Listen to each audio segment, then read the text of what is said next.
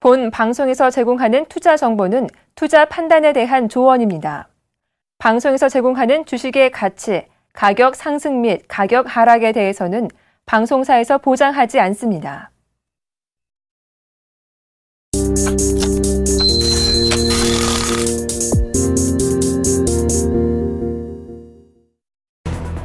수출 기업을 압박하는 원화 강세 기조가 꺾일 기미를 보이지 않으면서 원달러 환율이 일시적으로 1,000원을 밑돌 가능성이 있다는 증권가의 전망이 잇따르고 있습니다.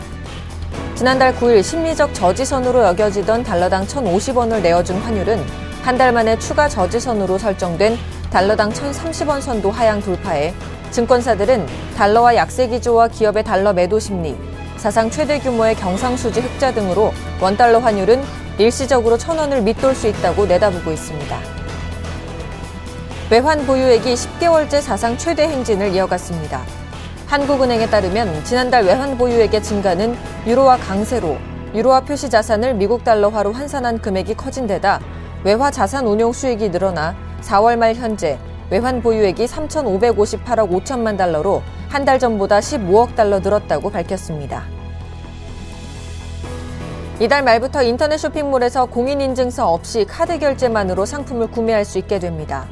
금융권에 따르면 금융위원회와 금융감독원은 당초 6월 중순부터 공인인증서 사용 의무 폐지를 시행할 계획이었으나 금융소비자의 불편을 조속히 없앤다는 취지에서 30만 원 이상 신용카드와 직불카드 등 카드로 전자상거래 시 공인인증서를 사용하지 않아도 되는 전자금융감독규정 시행세칙 개정안을 이달 말부터 시행하기로 결정했습니다. 안녕하세요. 하텐의 김동현입니다. 코스피 지수가 옵션 만기 부담에도 장 초반 강보 합세를 보이고 있습니다. 전날 미국 증시가 우크라이나 사태 해결 기대감에 혼조세로 마감한 가운데 우리 코스피 지수는 소폭 상승하는 모습을 보여주고 있는데요. 하지만 외국인들은 6거래일째 순매도 행진을 이어가고 있습니다. 전일 1% 넘게 하락했던 코스닥 지수 역시 전거래일보다 1.65포인트 오른 552포인트로 거래를 시작했는데요. 현재는 소폭 하락하면서 약보합권에서 움직이고 있습니다. 다행히 소폭 반등이 나와주긴 했지만 이 흐름이 지속될지 앞으로의 흐름도 저희 하텐과 함께해 주시길 바라겠습니다. 하텐 힘차게 시작합니다.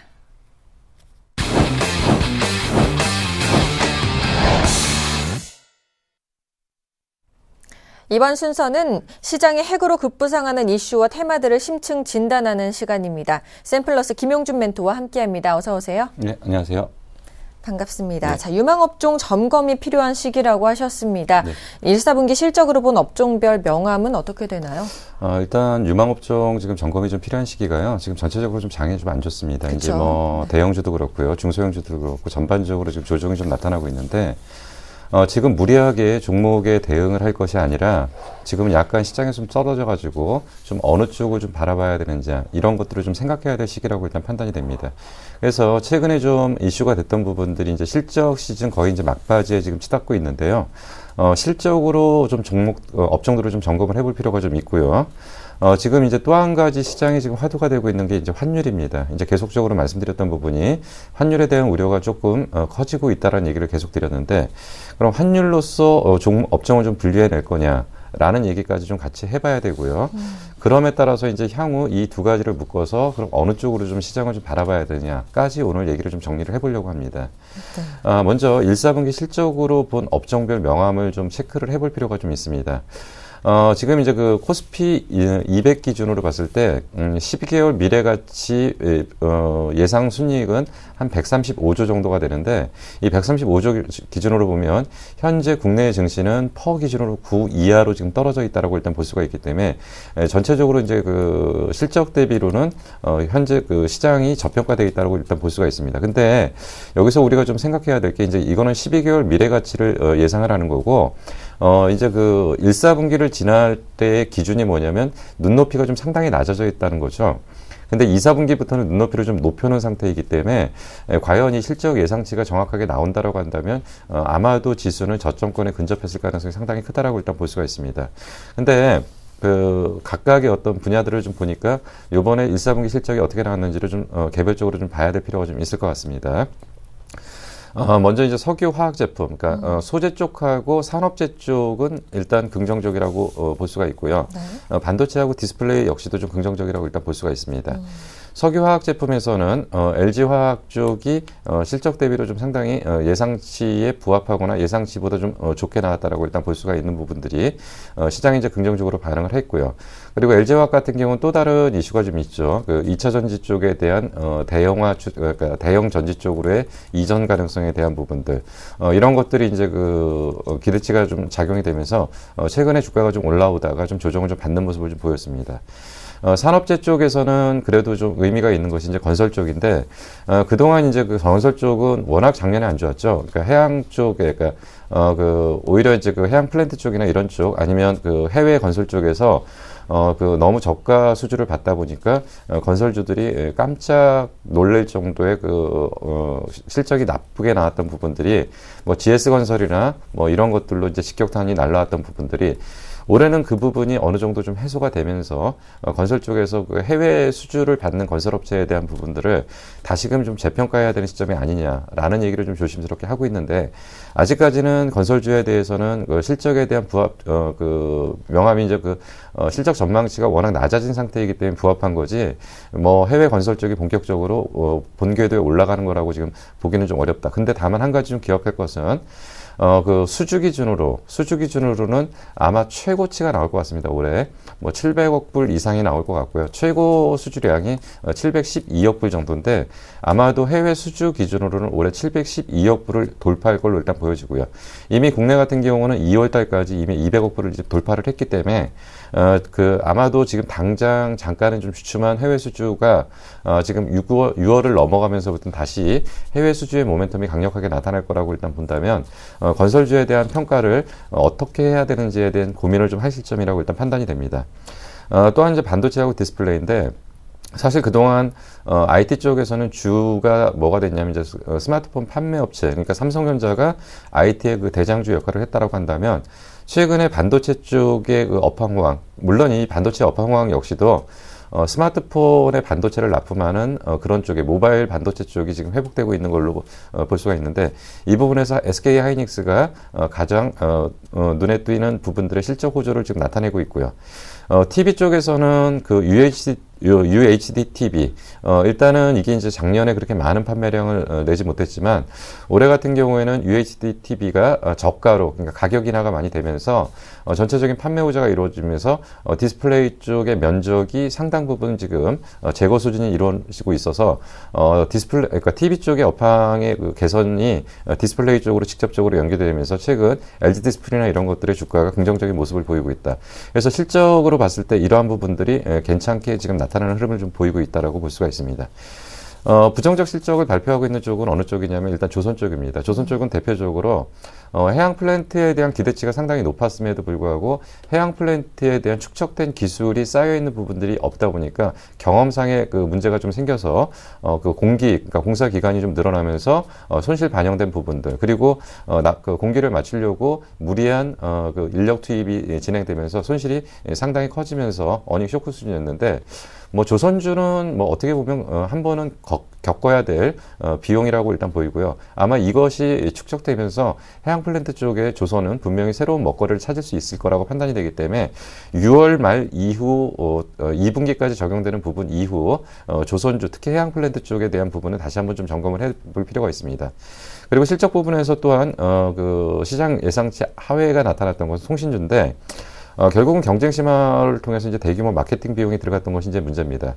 근데 통신주 역시도 단통법, 그러니까 이동통신 단말장치 유도 개선에 관한 법률안이 통과가 돼갖고 10월부터 시행이 됩니다. 아마 이렇게 되면 마케팅 비용을 상당 부분 줄일 수 있기 때문에 통신주 역시도 10월 이후부터는 실적이 괜찮게 나올 걸로 일단 판단이 됩니다.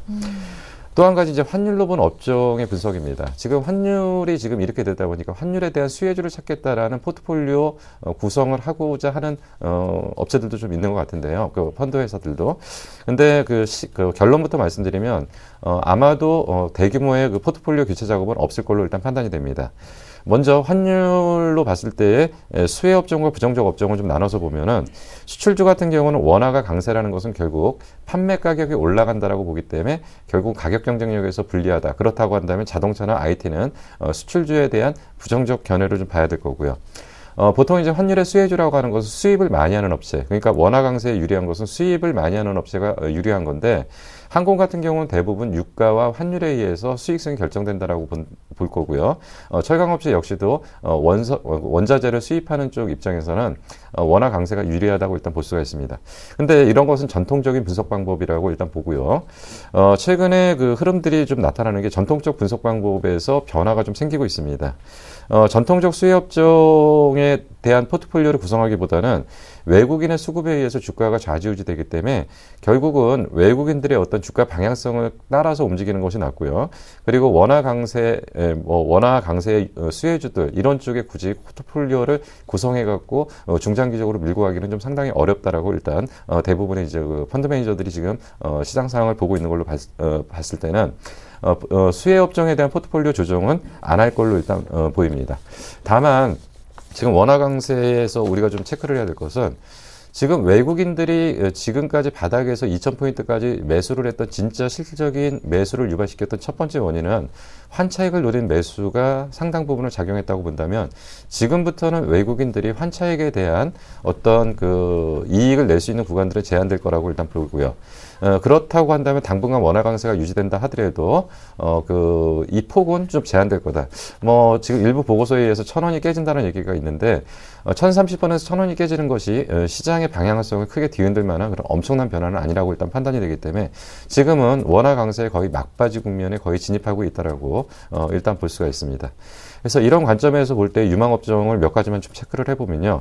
1분기 실적 기준, 2분기 예상치를 기준으로 지금 경기 논쟁이 좀 상당히, 경기 바닥 논쟁이 상당히 지금 진행되고 있는데 아직 경기에 대한 바닥 논쟁은 시기상조라고 일단 보이고요. 환율이라는 부분, 그러니까 원화 강세가 지속된다는 걸 기본적으로 전제로 깔고요. 중국 경기가 저점을 확인하는 거, 그리고 선진국 경기가 조금 더 확장되는 시간을 확인해야 된다고 일단 판단이 됩니다. 그래서 이상의 내용을 갖고서 좀 봤었을 때는 디스플레이 저점에 대한 매수 관점 유효해 보이고요. 통신주 같은 경우는 단통법이 시행되기 직전에 매수 타이밍 가능해 보이고요.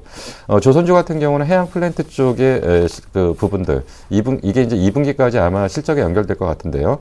이 부분이 지나고 나면 아마 조선주 중에 해양 플랜트 관련 종목은 하반기 수준 모멘텀을 가지고서 주가의 상승은 가능하리라. 그래서 2분기 실적 발표 이후 조선주는 접근이 가능하리라고 일단 판단이 됩니다. 알겠습니다. 네, 이렇게 지금까지 김용준 멘토와 함께했습니다. 오늘도 도움 말씀 고맙습니다. 네, 감사합니다.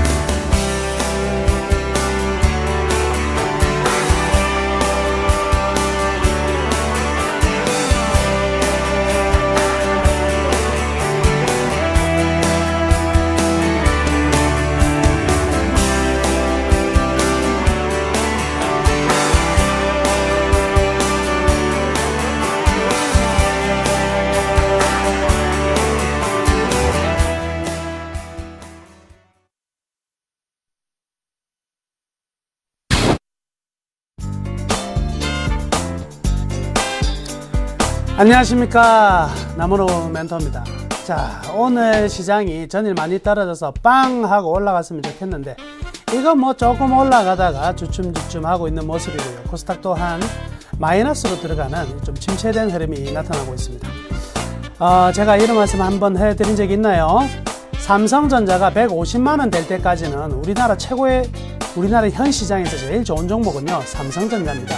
그래서 삼성전자만이 현재로서는 강한 지수를 받쳐줄 수 있는 유일한 종목이다, 이렇게 보시면 되겠고요. 따라서 삼성전자는요, 지금도 매수하셔도 됩니다. 지금도 매수하셔도 되고 150만 원까지는 이 시장의 유일한 버팀목이자 가장 강한 흐름을 보일 것이다. 이렇게 보시면 되겠네요. 그런데 삼성전자가 150만 원 가는 동안에 다른 종목들은 노느냐? 그건 아니겠죠. 물론 따라갑니다. 그렇지만 가장 안정성 위에 대량의 금액을 투입하기에도 부족함이 있는 종목은 역시 삼성전자다. 지난번 밸류밴드 차트를 통해서 말씀해 드렸었는데요. 그래서 삼성전자가 있는 한 현재의 밸류에이션 상황에서 우리 지수가 그렇게 많이 밀려나갈 자리는 없다. 다시 한번 강조해 드리도록 하겠습니다.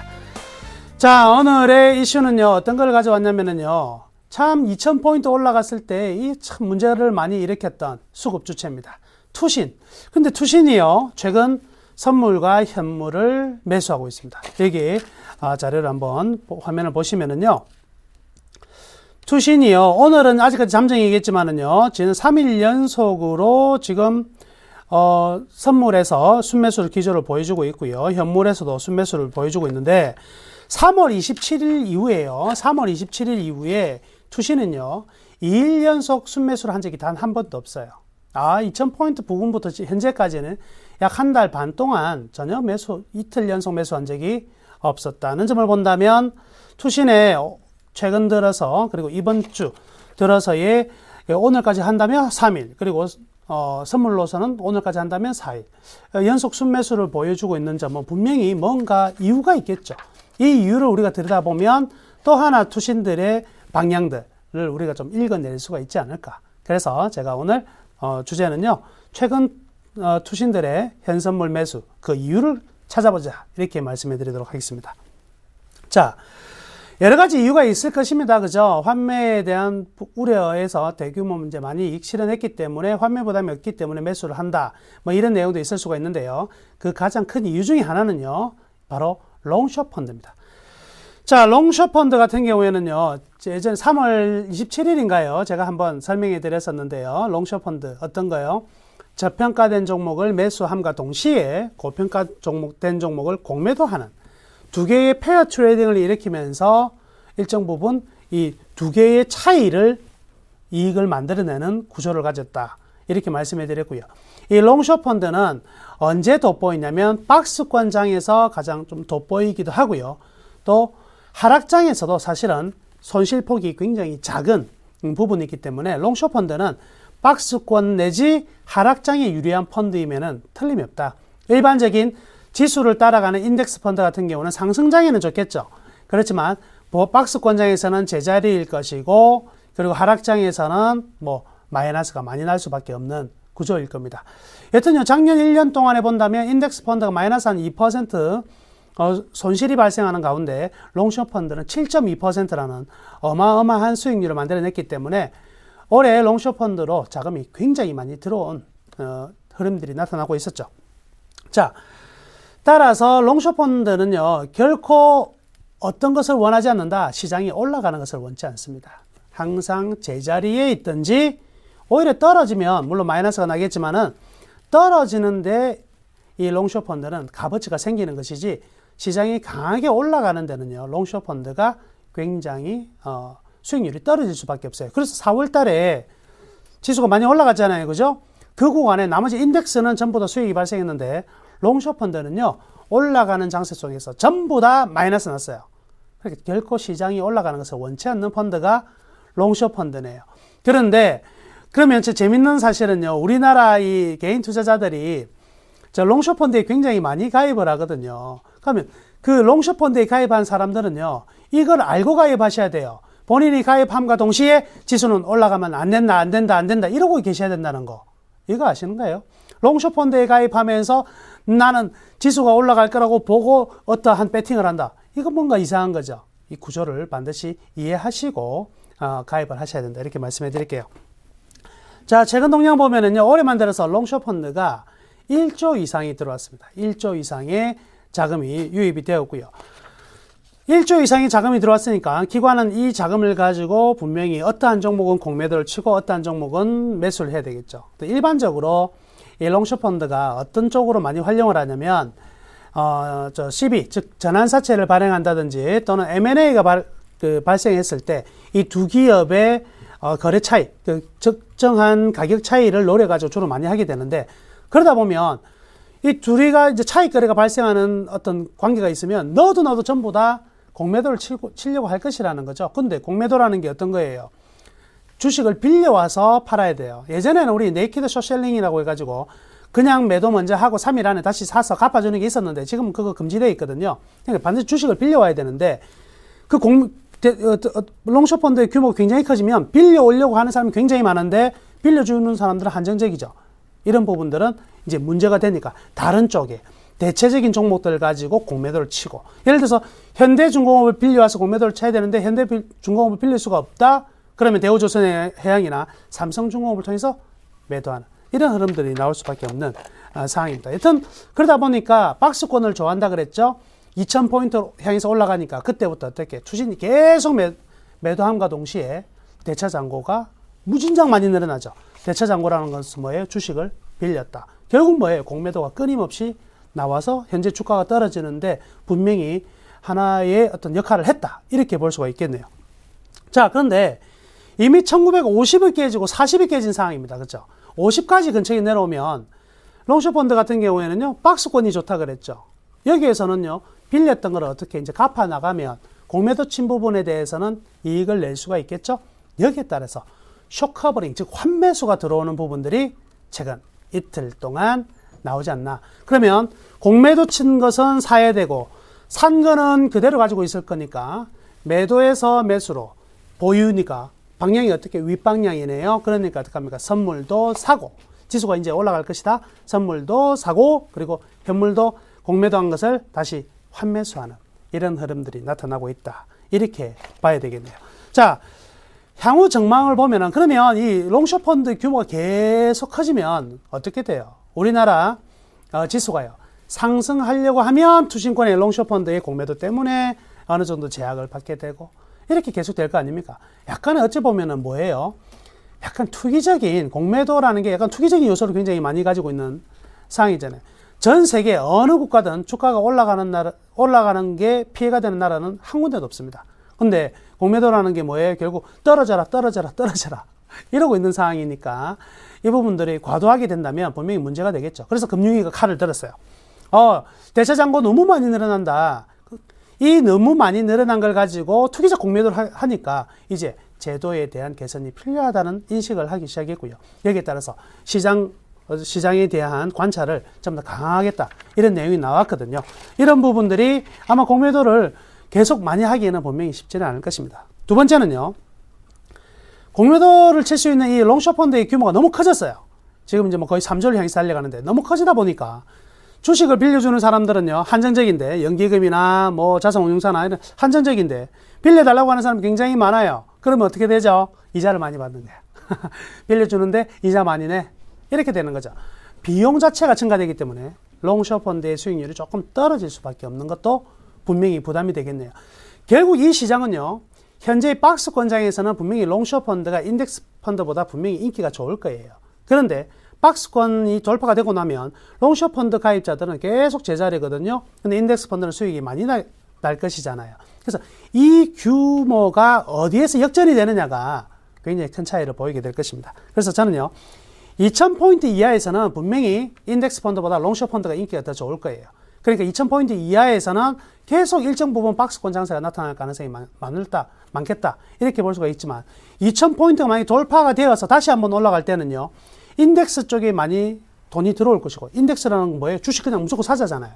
인덱스 쪽에 많이 들어오는데 지수가 올라가니까 공매도 쳐놨던 부분에서 종목의 가격이 올라가니까 손실이 커지겠죠. 그럼 롱숏펀드도 재빨리 환매수를 해야 돼요. 환매수를 하게 되면 어떻게 되죠? 순간적으로 지수가 올라가는데 숏커버링, 이 환매수 때문에 더 치고 올라가는 이런 흐름이 나올 가능성이 많아요. 그래서 이번 조정 이후에 다시 한번 2000포인트 돌파되고 이제 2분기부터 이익 늘어난다 그랬잖아요. 이런 흐름이 나올 때는 이 롱숏펀드가 그간에 가두었던 장세에서 상승에 더 크게 치고 올라가게 하는 원동력이 될 수도 있다. 이것도 하나 기억을 해 두시면 되겠습니다. 자, 오늘은 최근 투신들이 왜 선현물을 매수하고 있느냐, 이건 롱숏펀드에 대한 숏커버링 부분이 분명히 크게 작용하고 있고 향후 기대치도 분명히 가지고 있다. 이렇게 정리해 드리도록 하겠습니다. 오후에 다시 찾아뵐게요. 감사합니다.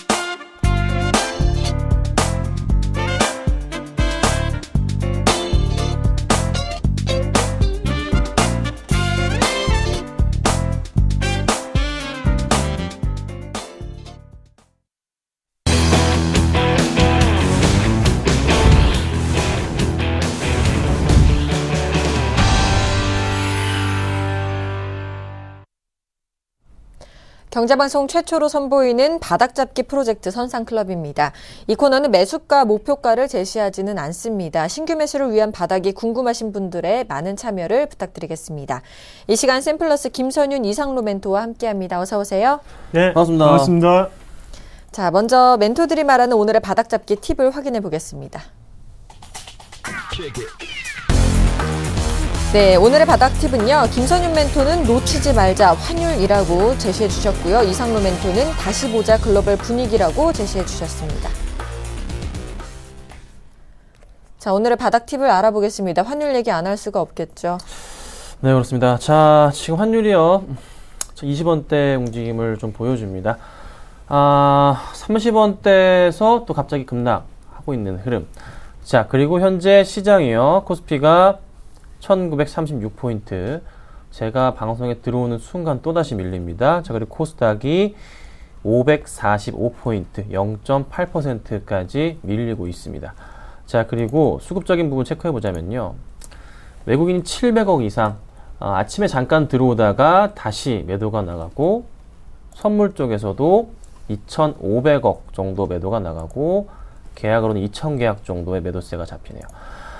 자, 여러분들 고민들을 많이 하셔야 됩니다. 지금 시장이요. 확실하게 조금 대응을 하기에 굉장히 힘든 시장입니다. 그 중심에 있는 포인트, 지금 코스피가 오늘까지 해서 9거래일 연속으로 빠지는데 환율 얘기를 빼놓을 수가 없습니다. 아까 보여드렸다시피 1020원대 환율을 보여줍니다. 자, 외국인들은요. 환율이 이렇게 떨어지면 들어올 이유가 없습니다. 빠져나가야 됩니다. 그래서 당연히 외국인 수급 자체가 좀 들어오는 싶었지만 나가버리는 포인트. 그러면서 외국인이 계속적인 매도. 지금까지 열심히 모아놨던 사주 물량 어느새 지금 1조 원 정도까지 매도를 하려는 듯한 움직임 자체가 보이고 있고 지금 벌써 한 7천억, 8천억까지 매도가 나왔단 말이죠. 자, 이번 주 안으로 해서 내일까지죠. 내일까지 해서 1조 물량이 안 나온다.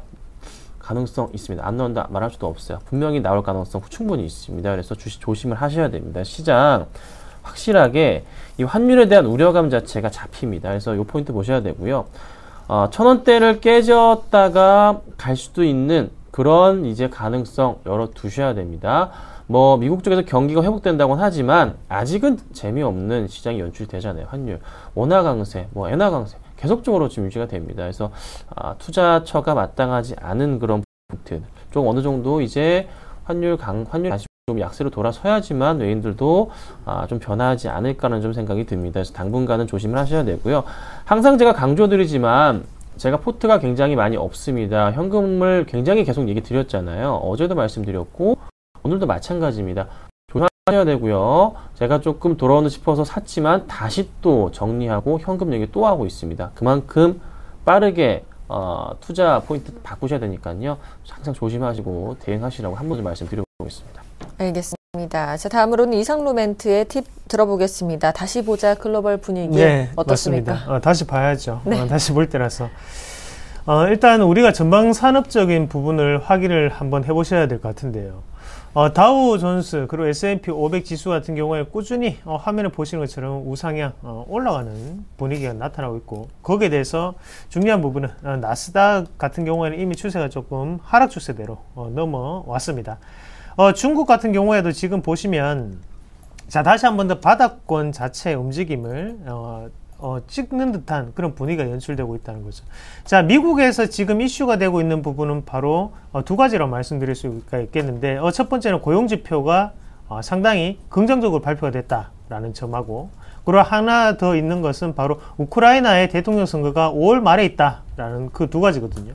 그러니까 대외적인 정치적 이슈는 여전히 존재를 하고 있고, 거기에 대해서 전방 산업적인 분위기 그리고 경기 회복권에 대한 분위기는 미국 시장에서도 일어나고 있고 선진국들에게는 반등의 모멘텀으로 작용하고 있다는 겁니다. 그리고 지금 글로벌적인 분위기에서 선진국에 자금이 유입되는 부분이 아니고 바로 이머징 시장 쪽으로 자금이 유입되는 그런 트렌드가 나타나고 있거든요. 그러면 그런 분위기 자체를 먼저 확인하고 난 다음에 중국이 이렇게 바닥을 다시 한 번 더 찍고 있다는 점은, 중국에서의 시진핑 체제에서의 다시 한 번 더 경기 부양에 대한 정책 자체가 나올 수 있는 기대감이 마련될 수 있구나라는 부분을 우리가 생각하실 필요가 있다는 겁니다. 자, 오늘 우리나라 시장 자체 옵션 만기를 앞두고 드라마틱한 반전은 어렵습니다. 하지만 우리가 다시 한번 생각을 하셔야 되는 점은, 모든 개인 투자자들이 똑같은 심리, 매도 심리를 나타낼 때는 다시 한번 그때가 큰 반등이 나타날 수 있다는 거죠. 자, 오늘 삼성전자의 어느 정도 반등을 지켜보시고 삼성전자 자체가 하방 경직성을 보이는 시기가 온다면, 그때는 다시 한 번 더 우리나라 시장이 반등에 대한 모멘텀을 가질 수 있는 그런 분위기가 연출되지 않을까. 다만 오늘 시장 그리고 내일 같은 경우에는 큰 반등보다는 횡보성 장세가 좀 더 연출이 되면서 심리 자체가 조금씩 올라가는 분위기가 나타날 수 있다, 그렇게 말씀을 드리도록 하겠습니다. 알겠습니다. 이렇게 오늘의 바닥잡기 팁을 살펴봤고요. 이제는 두 멘토가 시청자들의 의뢰한 종목을 수급과 차트로 접근해서 최고의 매수 의견을 제시해드리는 시간입니다. 첫 번째 의뢰인부터 만나보겠습니다. 네, 첫 번째 의뢰인은요, 1162번님께서 보내주셨습니다. 삼성물산을 매수해도 될까요? 라고 보내주셨네요. 자, 이상로 멘토께서는요, 꾸준히 홀딩하라고 말씀해 주셨고요. 또 김선희 멘토께서는 2분기에 좋다고 말씀해 주셨습니다. 자, 삼성물산 오늘도 급등하고 있는데 어떻게 괜찮나요?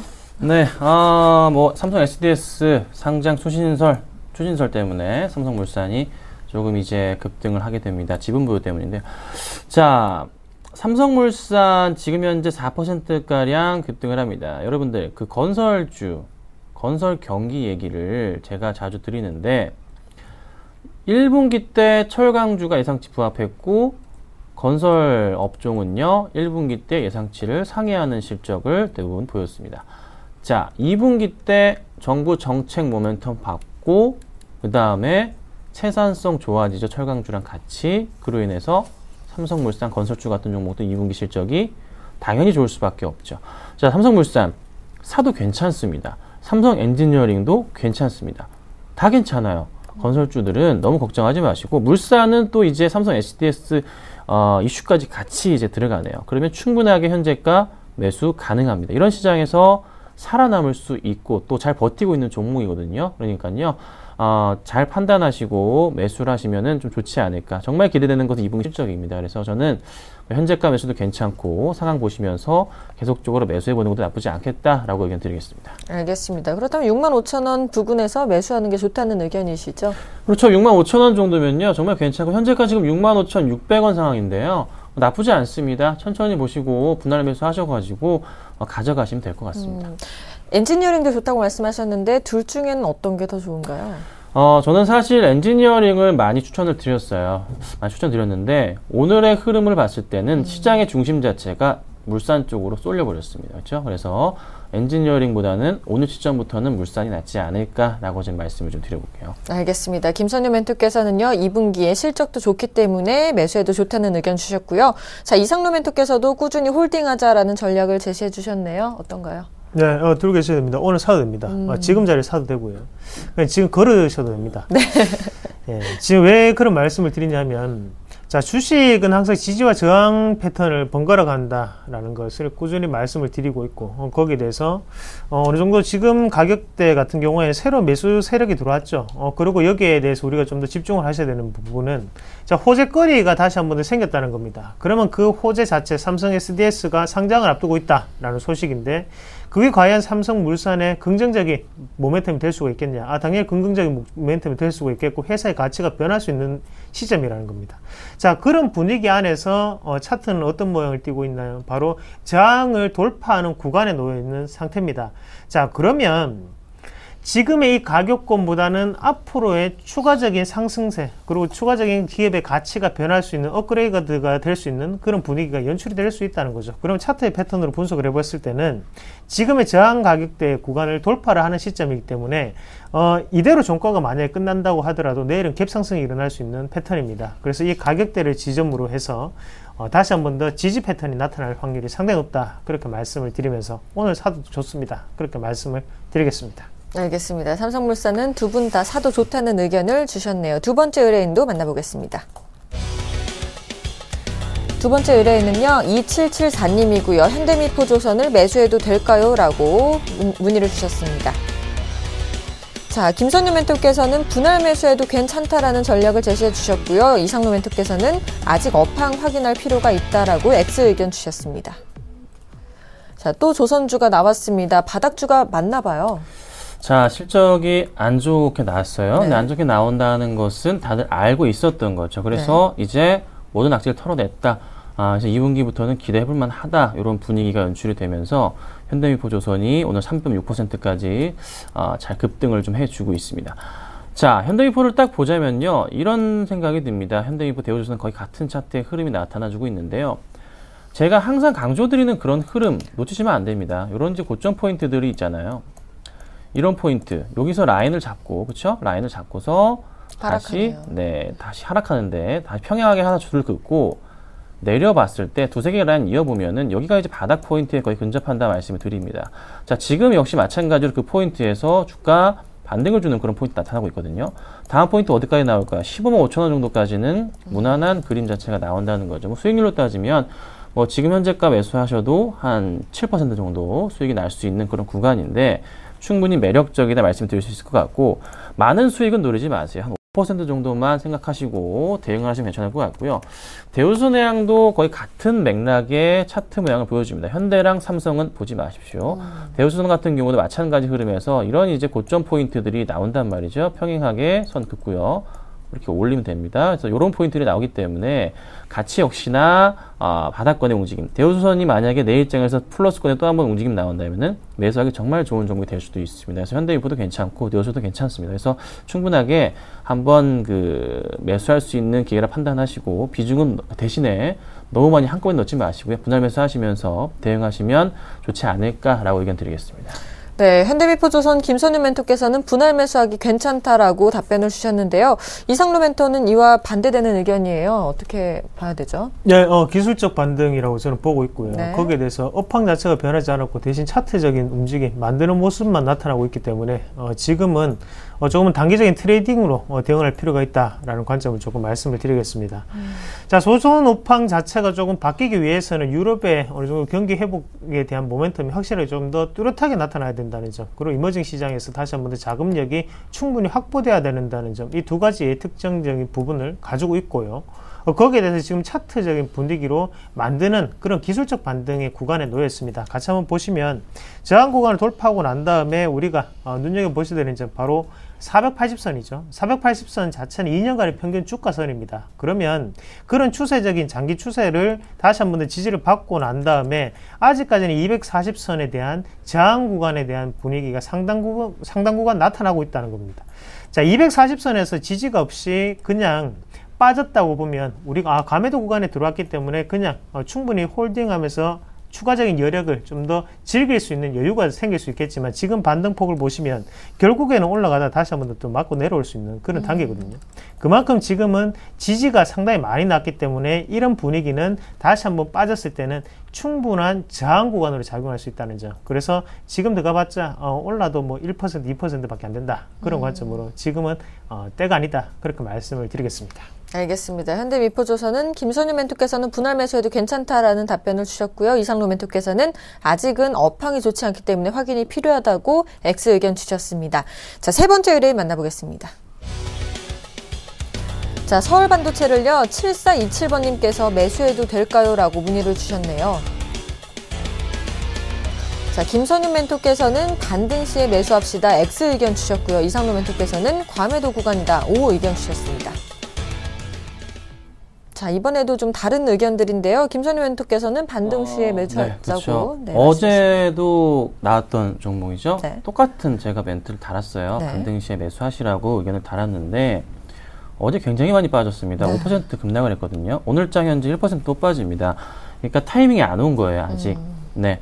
나쁜 자리는 분명히 아닙니다. 매수할 수 있는 자리지만 최대한 제가 굉장히 그래도 안정적으로 운영을 하기 때문에 그런 스타일이기 때문에 지금은 조금 자리상으로 봤을 때도 무리가 있어 보인다는 거죠. 수급적인 꼬임도 좀 있고요. 그래서 반등이 나오면서 수급적인 이 공백 자체, 지금 현재 수급 보자면 굉장히 안 좋아요. 빵점입니다. 빵점.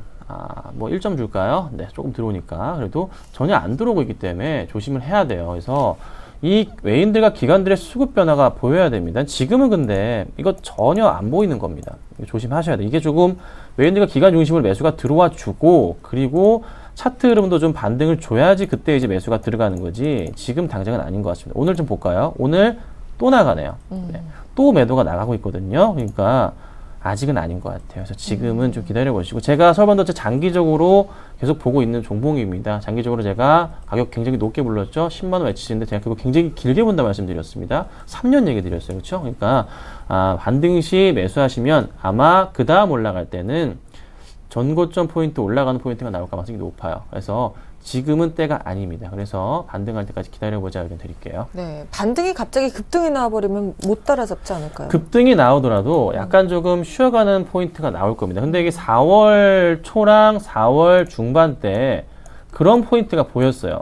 이때 저도 한번 들어갔다가 바로 손절치고 나왔습니다. 네. 한번 제가 속았는데 지금도 마찬가지로 그런 포인트가 나온다면 충분하게 매수는 가능해요. 근데 이번에는 반등이 나온다면은 이때와 같은 그런 속이는 그런 흐름 자체는 안 나올 겁니다. 너무 많이 이제 던져줬기 때문이죠. 팔 건 다 팔았단 말이죠. 투매성 물량이 끝나는 자리이기 때문에 그때는 충분히 괜찮다. 그래서 많이 급등하게 된다면 그 다음날 사셔도 괜찮으니까 너무 급하게 살 필요 없다. 천천히 분할 매수 그때는 해보자. 제 의견을 드릴게요. 알겠습니다. 이와 반대되는 의견으로 과매도 구간이다. 매수해도 좋다고 의견을 주셨네요. 네, 빠져봤자 뭐 얼마 안 빠집니다. 네. 지금 우리가 서울반도체 앞서서 김선준 멘토님도 말씀하셨지만 길게 보면 상당히 좋은 종목입니다. 어차피 LED 부품 쪽에 생산 라인을 가지고 있고요. 거기에 대해서 우리가 좀 더 생각을 해보셔야 되는 건 완성품을 만드는 업체는 바로 중국에서 다시 한 번 더 따라잡을 수 있는 기회가 온다는 거죠. 하지만 부품 같은 경우에는 따라잡을 수가 없습니다. 그러면 원천 기술적인 부분, 바로 LED에 대한 원천 기술적인 부분은 바로 서울반도체 가지고 있다고 가정을 한다면 추가적인 상승률은 상당히 높다는 겁니다. 하지만 이렇게 빠지는 이유 중에 가장 큰 부분은 뭡니까? 바로 실적이 우리의 예상은 이만큼 올라와 있는데 예상보다도 요만큼밖에 실적을 못 내기 때문에 지금 이렇게 빠지는 모습이거든요. 그러니까 결과론적으로 이런 어느 실적적인 분위기를 재평가하는 구간이라고 보셔야지 여기에 대해서 기대감은 없어졌다라고 보기에는 조금 힘들다는 겁니다. 대신 가격적인 분위기를 봤을 때 제가 어제도 과매도 구간에 들어왔습니다 라고 말씀을 드렸던 이유는 38,500원, 뭐 37,000원, 그리고 36,000원대 이 세 가지 단계는 우리가 어느 정도의 하단 권역이라고 조금 생각을 하시고요. 거기에 대해서 분할 매수 관점으로 조금 더 장기적인 플레이로 가져가신다면 충분히 1년이 지나고 난 다음에 여기가 바닥이었구나 라고 생각될 수 있는 그런 분위기라는 걸 다시 한 번 더 말씀을 좀 드릴게요. 자, 서울반도체 같은 대형주 같은 경우에는 우리가 일봉상의 모습보다는 월봉이라든지 아니면 주봉상의 모습을 보실 필요가 있습니다. 그만큼 외국인이나 기관의 주체가 생기는 부분에서는 일봉보다는 주봉이나 아니면 월봉의 추세 모멘텀을 따라갈 확률이 상당히 높거든요. 그렇게 봤을 때 가격적인 분위기 상단에 있는 이 36,000원대 이 분위기는 깨기 힘든 자리가 아닌가. 그래서 이 자리까지는 충분히 우리가 분할 매수 관점으로 대응을 하시자 그렇게 말씀을 드리겠습니다. 알겠습니다. 서울반도체는요, 김선유 멘토께서 반등 시에 매수하자 X 의견 주셨고요. 이상로 멘토께서는 빠져봤자 얼마 안 빠진다고 O 의견을 주셨습니다. 네 번째 의뢰인 만나보겠습니다. 자, 네 번째 의뢰인은요. 9823번입니다. 코덱스 레버리지를 매수해도 될까요? 라는 의견을 주셨네요.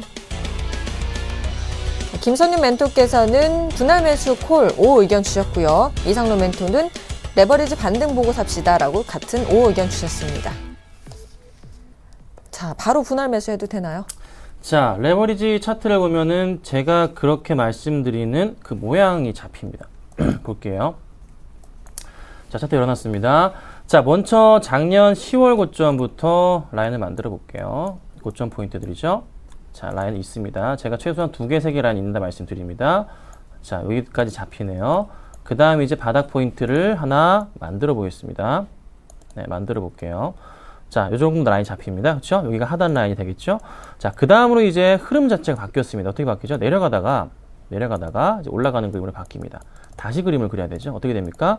고점 포인트 잡고요. 바닥 포인트 여기 라인 잡히겠네요. 그렇죠? 이 정도 포인트가 잡힌다면 지금 포인트에서 이 레버리지 이 종목 올라갈 수밖에 없는 자리. 코스피 지수도 어느 정도 바닥에 대한 인식. 만약에 이걸 크게 이탈해버리면 큰일 날 수가 있지만 그래도 오늘이 아니더라도 내일 다음 주부터 해서 다시 반등을 가져온다면 충분하게 이 종목 매수할 수가 있는 그런 자리까지 왔습니다. 그래서 저는요 충분하게 지금 시점부터도 분할 매수 하시면서 대응하시면 12,000원 정도까지는 가능한 그런 영역이 오지 않을까라는 판단입니다. 10% 공략주가 될 수가 있어요. 그래서 조금 실은 한 달 정도 기간 여유 잡으시고 매수는 다음 주 초까지 2, 3일 여유롭게 분할 매수하시고 기간은 6월까지 되겠죠. 6월 초까지 한번 보신다면은 괜찮지 않을까라고 의견 드리겠습니다. 알겠습니다. 이렇게 김선윤 멘토의 의견 들어봤고요. 이제 이상로 멘토의 의견도 들어보겠습니다. 반등 보고 삽시다라고 의견 주셨네요. 네, 사실 레버리지를 추천하지는 않습니다. 이런 말씀 드려도 될지 모르겠지만 매수 호가의 단위를 보시면 5원 단위거든요. 그러면 만약에 선물 옵션을 좀 더 하신다면 선물 옵션 쪽에 어느 정도 콜 베팅이 좀 더 낫지 않나 그렇게 조금 말씀을 드리겠고 레버리지 같은 경우에 우리가 지금 위치를 한번 보시면 제 옵션 만기가 앞두고 있다고 말씀드렸죠. 그런 변동성 자체가 상당히 크게 나타날 수 있는데 이미 어제 변동성이 크게 나타났습니다. 그럼 지금 외국인의 포지션 정리 자체는 매수 포지션 자체에 정리하는 분위기였거든요. 차익 매물과 비차익 매물이 2천억 가량이 지금 분포가 되어 있는데 그거는 지금 상태에서 매물 부담으로 작용할 수밖에 없다는 거죠. 그러면 만기가 끝나고 난 다음에는 다시 한 번 더 분위기 자체가 전환될 수 있다는 점을 우리가 한 번 더 상기를 하셔야 됩니다. 자, 레버리지라도 단기적으로 대응을 하시기는 조금 힘든 자리고요. 지금 자리 같은 경우에 좀 더 장기적인 모멘텀을 가지고 추세적인 부분에서 반등 타이밍을 가져가는 게 좀 더 낫지 않나 그렇게 조금 말씀을 드릴게요. 가격적인 밴드로 봤을 때 현재 11,000원 자리까지는 하단 부근입니다. 하지만 거기에서 우리가 반등이 나온다면 그때가 확실한 하단에 되는 모습을 확인할 수 있기 때문에 조금만 더 기다려 보시자 그렇게 말씀을 드리겠습니다. 알겠습니다. 김선윤 멘토와 이상로 멘토 모두 5 의견을 주셨습니다. 자, 이렇게 지금까지 샘플러스 김선윤, 이상로 멘토와 함께했습니다. 오늘도 말씀 고맙습니다. 자, 이제 오늘의 금바닥주 확인해 보도록 하겠습니다. 김선윤 멘토께서는요, KT 뮤직을 제시해 주셨고요. 이상로 멘토께서는 종목을 제시하지 않으셨습니다. 자, 포트폴리오 살펴보겠습니다. 삼천리 자전거가 마이너스 0.8%의 수익률을 보이고 있고요. 자, 이상로 멘토의 포트폴리오도 살펴보겠습니다. 자, 효성이 4월 16일 날 매수했는데요. 72,800원으로 지금 1.4%의 수익률을 보여주고 있고요. 자, 파라다이스 수익률 좋습니다. 4월 21일에 매수하셨고요. 37,200원이고 5.6%의 수익률을 보여주고 있습니다. 자, 총 누적 수익률 살펴보겠습니다. 김선윤 멘토께서는요, 47.46%의 높은 수익률 기록 중이시고요. 이상로 멘토께서도 36%의 수익률을 기록 중이십니다. 자, 더 자세한 내용은요, 11시에 이어지는 무료 공개 방송에서 확인하실 수 있습니다. 오늘의 금바닥주 전략과 종목 AS를 해드리고 또 하나의 이벤트죠. 궁금하신 기업 주식 담당자와의 통화도 있습니다. 많은 참여 부탁드리겠습니다. 종목에 관한 궁금증 남겨주시면요, 멘토들이 신속하고 정확하게 상담해 드립니다. 당신의 10시 핫텐 여기까지입니다. 시청해주신 여러분 고맙습니다.